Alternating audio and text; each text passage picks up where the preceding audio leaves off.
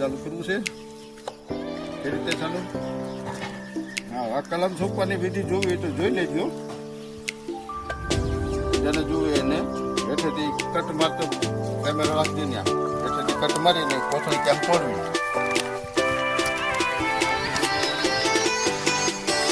કોથળી કેમ તોડવી એ જરા જોવા માટે જેને કલમ છોપવું હોય એના માટે આ સરળ વિધિ છે કે જેથી કરી ચાકુ ફાટી ન જાય અને ભૂલ ન પડે.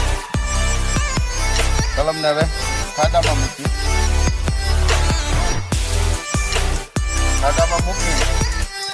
અને ત્યારબાદ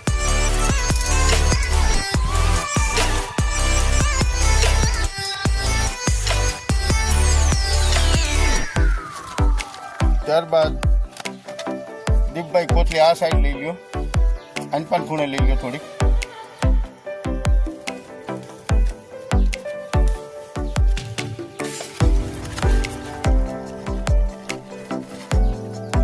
હવે કોથળીને મૂક્યા પછી આ સાઈડ અને મારી અને પૂરી ગયો ચાલે.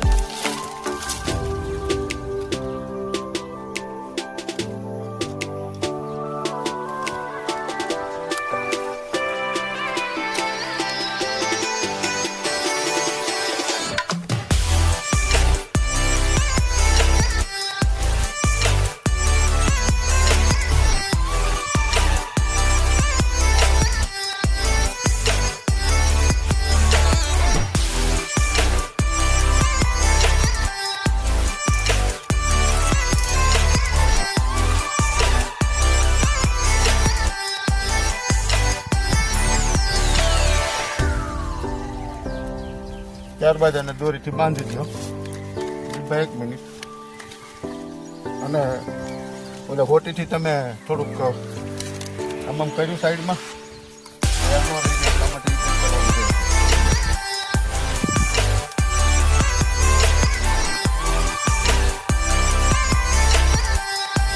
સારો અડધો પદ્ધતિ નાખો ને ત્યારે કરતું જાઓ.